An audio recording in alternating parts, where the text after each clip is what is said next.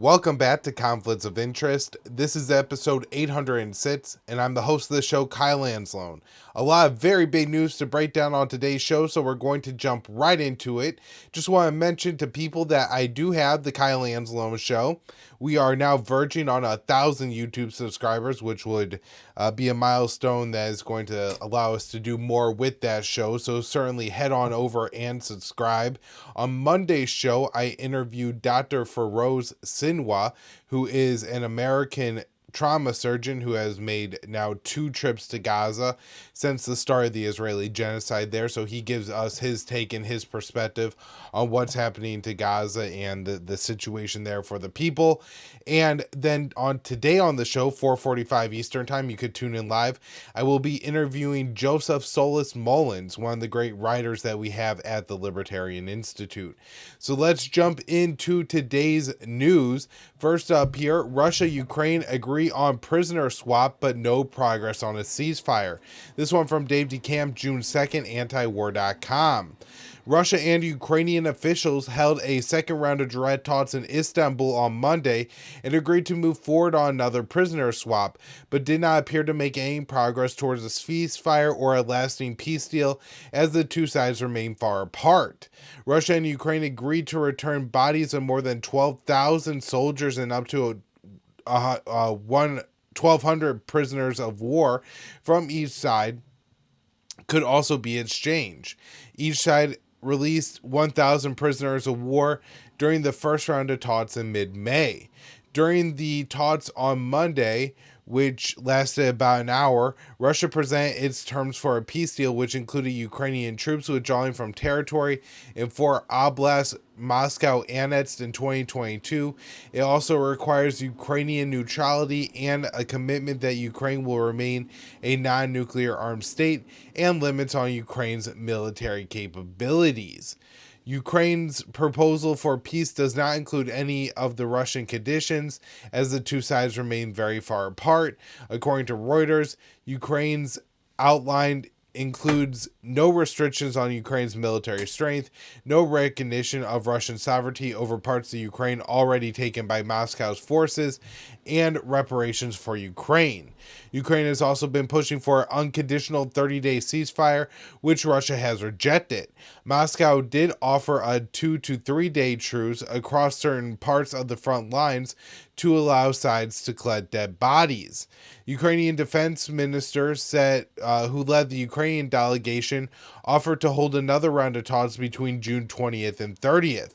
The Turkish foreign minister said the two sides would begin technical level work on their proposals in the coming days. So that is a part of it that you could take away that's a positive if they are engaging in these working level talks to try to, hammer out what details where they can come closer together. So Zelensky said on Monday, if Russia undermines even this initial agenda and the Istanbul meeting brings nothing, that clearly means strong new sanctions are urgently needed. President Trump has threatened to increase sanctions on Russia if a deal isn't reached soon, and continues to fuel the proxy war by providing military aid and intelligence support to Ukraine. The negotiations came a day after Ukraine launched a major drone attack inside Russian territory that targeted airfields and nuclear-capable strategic bombers, an operation that risks a major escalation from Moscow. Now, let's talk a little bit more about those sanctions that Washington is threatening on Russia. Senators pushed Trump to endorse major sanctions bill. A bipartisan coalition of senators is lobbying President Trump to endorse legislation that will add new sanctions on Russia. The bill has sweeping bipartisan support in the upper chamber with over 80 co-sponsors, and I can't think of bills that have 80 co-sponsors. According to The Hill, senators are prepared to pass the legislation that would place a 500% tariff on countries that import Russian energy. Republicans in the upper chamber are waiting for Trump's endorsement before moving towards the bill. Trump has used the bill as a threat to ramp up the economic war on Russia if the Kremlin does not reach an agreement with Ukraine to end the war. However, Trump has not explicitly given his support for the legislation. The Guardian reports that Senator Lindsey Graham has played a key role in prodding Trump to take a more aggressive stance towards Russia in private meetings.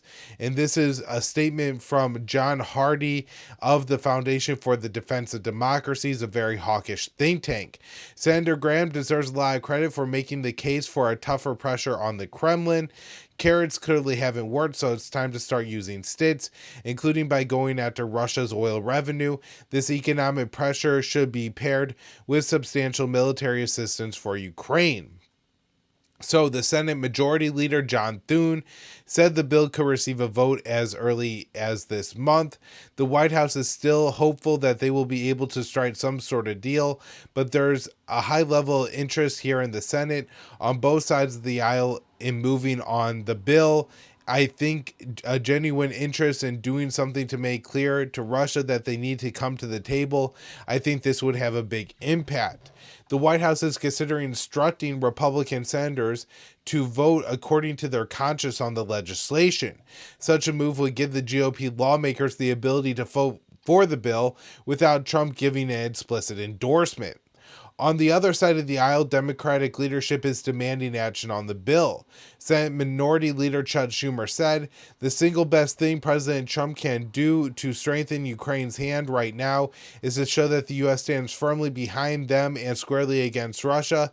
So far, Trump has not done that." The legislation also has the support of the House.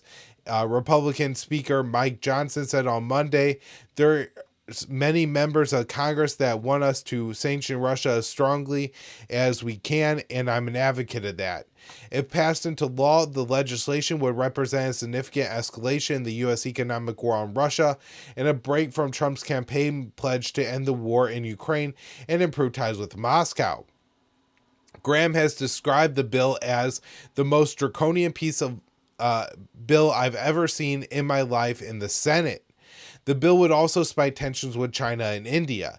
The two Asian giants would be slapped with 500% tariffs for importing Russian oil. The Senate hopes the threat of the tariffs would lead Delhi and Beijing to end imports from Moscow and bankrupt the Russian war machine. So this is Graham in his Wall Street Journal op-ed last week. "I have coordinated with the White House on Russia's sanctions bill since its inception. The bill would put Russia on a trade island, slapping a 500% tariff on any country that buys Russian energy products. If China or India stop buying cheap oil, Mr. Putin's war machine would grind to a halt. The European Union believes its members will avoid tariffs even as some of its members still import Russian gas and nuclear fuel." The bill has the endorsement of the European Commission President Ursula von der Leyen. So following the invasion of Ukraine in 2022, President Joe Biden claimed a Western economic war would cripple the Russian economy and prevent Moscow from waging war. However, the Kremlin has weathered a number of Western economic measures, including having its foreign assets frozen, sanctions, and price caps, while increasing the size of its military. And so a few points I just want to kind of drive home here.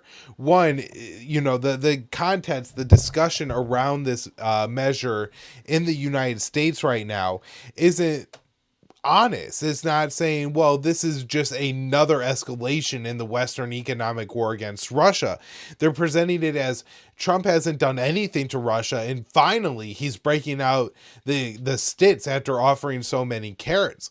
When in reality, Trump has kept the Biden policy in place, and Biden has unleashed several sanctions measures on Russia that were supposed to cripple the Russian economy. They were compared to the economic equivalent of a nuclear weapon, is what the U.S. did to Russia during the Biden administration. And again, Trump has kept all those policies in place. And Now he's thinking of supporting another major escalation. And so there's two problems here. One, it won't be the weapon that they think it will be. It won't hurt Russia as much as they claim it will hurt Russia. And I do think there's a good chance it hurts European economies who are buying Russian oil from India, China, after Russia sells it to Beijing and Delhi. And so the idea that this is going to significantly hurt the Russian war machine when all other sanctions measures have failed just doesn't pass the smell test either. All right, next up, Ukraine launches another attack on Crimean Bridge.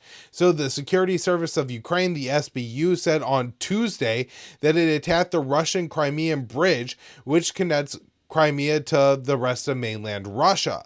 The incident marks at least the third time that Ukraine has targeted the bridge since Russia launched the invasion of February 2022. Russian authorities said that the bridge was briefly closed on Tuesday but reopened this evening, resuming normal operations. I see the Russians, I have a little bit of a cold today, so I think that's why I stumbled there so much. So the Russians had said that there was no major damage done, although the Ukrainians are claiming they put quite a large explosive on one of the underwater footings for the bridge. So I guess we will see in time how much damage was actually done. So according to South Front, the explosives were detonated by a drone. Another drone exploded without hurting the bridge. A third was destroyed by a Russian loitering munition before it reached the bridge. The attack on the Crimean Bridge comes as Ukraine has been stepping up its attacks on Russian territory. Tuesday's incident occurred 2 days after the SBU launched a major drone operation from inside Russia that targeted Russian airfields. Over the weekend, 2 bridges collapsed inside Russian border regions, including one that derailed a passenger train, killing 7 people. On Tuesday, Moscow formally blamed Ukraine for the incidents, saying they were being treated as Ukrainian terrorist attacks. And again, I imagine that while the West is going to celebrate this, while NATO is going to celebrate this, while this may be celebrated in some areas of Kiev, the Ukrainians will certainly end up paying for it. Next up here, South Korea's new president says he will seek talks with the North. So South Korea elected a president after months of political turmoil sparked by former President Yoon Suk-yeol's declaration of martial law in December of 2024, which led to his impeachment. And this is kind of what we predicted would happen and what I talked to Joe Twillinger about on this show and the Kyle Anzalone show. Yoon, being a hawk and I guess a conservative in South Korean politics, ushered in the election of a more liberal or dovish candidate when it comes to the North Korea issue. We will see if Trump will capitalize on the political situation in South Korea and try to pave the way for new talks with the North. Something extremely similar happened in 2026 and in 2027, which ultimately I think paved the way for the U.S. North Korean negotiations. Hopefully we see something similar this time around. Things are getting worse and worse in Gaza. Israeli military admits to shooting Palestinians near aid site, 27 reported killed. So Gaza's health ministry said Tuesday at least 27 people were killed when Israeli forces opened fire on Palestinians attempting to collect aid near a distribution site in southern Gaza. The Israeli military admitted that it opened fire at Palestinians near the aid distribution sites, claiming it targeted suspects who were approaching IDF troops. The statement did not allege that the Palestinians were armed. Axios later reported that the IDF acknowledged it fired at civilians. Earlier today, during a moment of the crowd along the designated routes towards the aid distribution sites, approximately half a kilometer from the site, IDF troops identified several suspects moving towards them, deviating from the designated route. The troops carried out warning fire, and after the suspects failed to retreat, additional shots were directed near individual suspects who advanced towards the troops. The IDF said it was not it was aware of reports regarding casualties and that details of the incidents are being looked into. A woman from Khan Yunis who witnessed the shooting said that there were many martyrs and wounded and that Israeli forces were firing indiscriminately. She said that she reached the distribution site but didn't receive any aid. There was no aid there, she explained to Haaretz. After the martyrs were wounded, I wouldn't return. Either way, we will die. So doctors and medical workers who treated the victims of the reported attack said that most of them were shot in the head or chest. According to the health ministry, the latest massacre brings the total of Palestinians killed near aid distribution sites since the U.S.-Israeli Bat Gaza Humanitarian Foundation began operations in Gaza to 102. The Israeli military has denied responsibility for an incident that occurred near an aid site on Sunday, where 31 Palestinians were killed, but that contradicted eyewitness accounts. Medics and international charities operating on the ground who all say Israeli forces were also responsible for that massacre. Gaza's health ministry said in its daily update on Tuesday that a total of 39 Palestinians were killed and 208 wounded by Israeli fire over the previous 24-hour period. So just absolutely horrific what's happening. And I do believe this is what Israel is doing here is obviously an act of genocide, but I want to explain, I think, how nefarious this is. And so there's a couple of factors going on here. These aid distribution sites are located in the south. And so part of the goal is to repopulate the Palestinian population to the south of the strip in order to make it easier for the U.S. and Israel to drive them out into the Sinai Peninsula. Number two, these aid sites are in remote areas. And so to receive, like, say, a 20-pound package, which I think is what's being distributed here, you have to walk a couple miles. And so this means that malnourished children and women probably can't walk those 2 miles and carry the weight of the aid. And so it means that the men are typically going, and particularly the young men. And so this is giving Israel the pretense for saying, oh, look at all these Hamas fighters, all these, 16 to 18 to 25-year-old men who are lining up and queuing up here to receive the aid. These are clearly members of Hamas, and they're using this as an excuse to open fire on the people attempting to collect aid.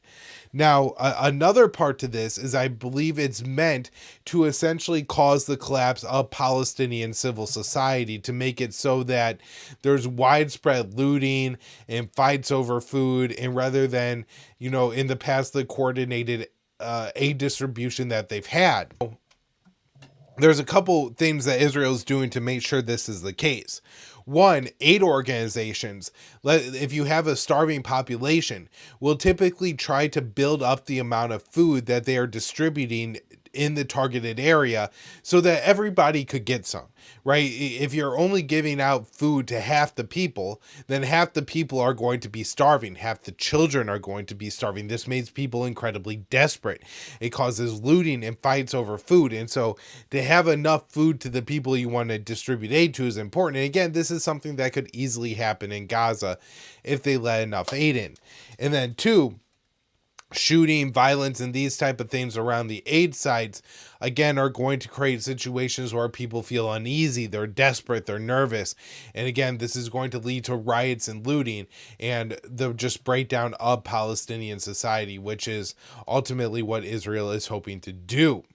All right, so now let's get into the ceasefire talks. Witkoff says Hamas's response to Gaza's ceasefire proposal is totally unacceptable.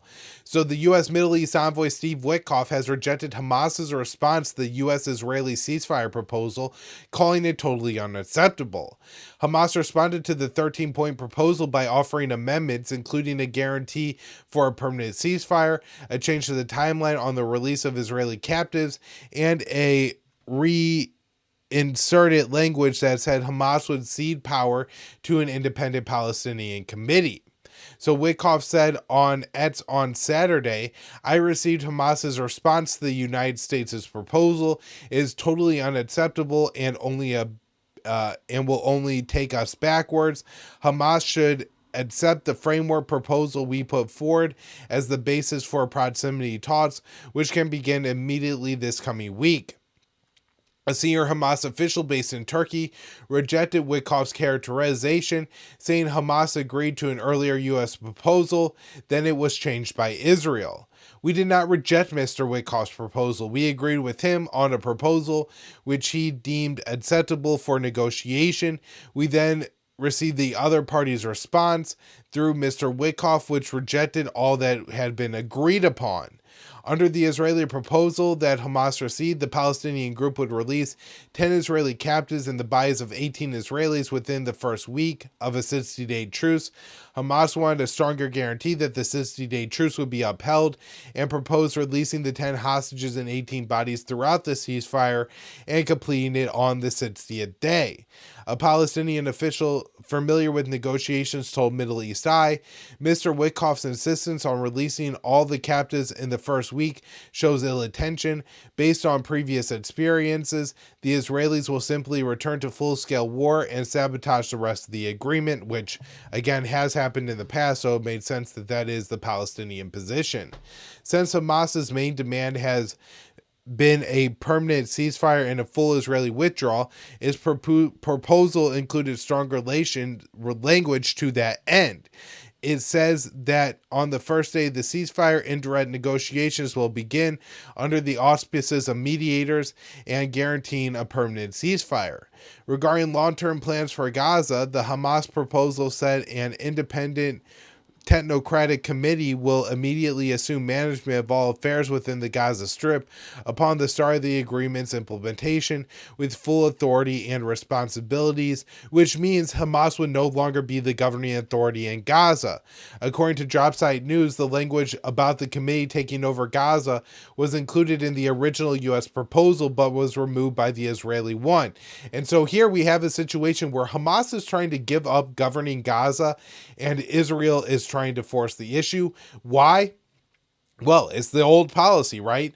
Hamas is a group that you can't negotiate with. And so if Hamas isn't in control, then you can negotiate with the Palestinians. But if you have to negotiate with the Palestinians, that means ultimately agreeing to a Palestinian state, a two-state solution. And so to keep that from happening, it certainly seems as though Israel is prepared to keep Hamas in power in Gaza. So this one from Dave DeCamp, June 3rd, antiwar.com. U.S.-backed Aid Gaza Foundation tabs Christian Zionist as leader and director. And so Reverend Johnny Moore, an American evangelical Christian leader and a staunch Zionist, has been named the new executive director of the U.S. Israeli-backed Gaza Humanitarian Fund, and this just goes to show again the ill intentions of the aid distribution program. This is quite wild. Former State Department spokesman Matthew Miller admits Israel has committed war crimes in Gaza. And so this is the guy who for 17 months or so laughed, smirked, and minimized what Israel was doing in Gaza. Now he's saying, there were some war crimes committed, but trying to downplay it still. It's a rather disgusting interview if you guys want to watch it. It certainly is somewhat enlightening to what is happening in Gaza in the Strip. Next up here, update on the Trump-Iran talks. Trump contradicts report that says U.S. offer allows Iran to enrich uranium. So President Trump on Monday contradicted a report from Axios that said the U.S. had delivered a proposal to Iran that would allow Tehran to enrich uranium at the low level for its civilian nuclear program. And so Trump tweeted or posted on Truth Social, the auto pen, which is his new phrase for Joe Biden, should have stopped Iran a long time ago from enriching. Under a potential agreement, we will not allow any enrichment of uranium. Other U.S. officials have been publicly demanding that Iran eliminate its enrichment program altogether, a condition Tehran has made clear is a non-starter, but at the Axios report said the U.S. is showing flexibility on the issue. And so again, this is what we've been saying on the show since Trump kicked off talks with Iran, it's pretty clear that there's a separate message being sent to the Iranians privately than was being presented to the Americans publicly. In this one rare case, it would actually probably be better if the Americans went with the side that they're only disclosing privately to the Iranians versus the public issue. All right, last story up here today. U.S. blesses idea of Syrian military integrating foreign Islamist fighters. This from Jason Ditz, June 2nd, antiwar.com. And again, it's just further endorsement of the Al-Qaeda government in Syria. Absolutely unbelievable that the U.S. is signing off on this to such a degree. It would be one thing if we wanted to lift the sanctions on Syria and to allow the Syrian people to access the international economy. Of course, they should have never been placed on Syria under the Bashar al-Assad government, which would have been, a far better solution. But even under the Jolani government, they should be released. At the same time, we don't have to go so far as embracing the government of Ahmed al-Shara, who is formerly known as Abu Mohammed al-Jolani, or the man who co-founded, was the deputy of the Islamic State and then the head of Al-Qaeda in Syria, or the Al-Nusra Front, Harit Tahrir al-Sham, as he, did several rebrands to try to garner American support, which apparently worked. All right, everybody, that will do it on the show today. Thank you all so much for tuning in. We will be back with another show on Friday, as well as an episode of the Kyle Anzalone Show later today. Again, the great Joe Solis Mullen returning to the show, or I guess actually it'll be his first time on the show, to discuss the China threat and what Trump is doing about it.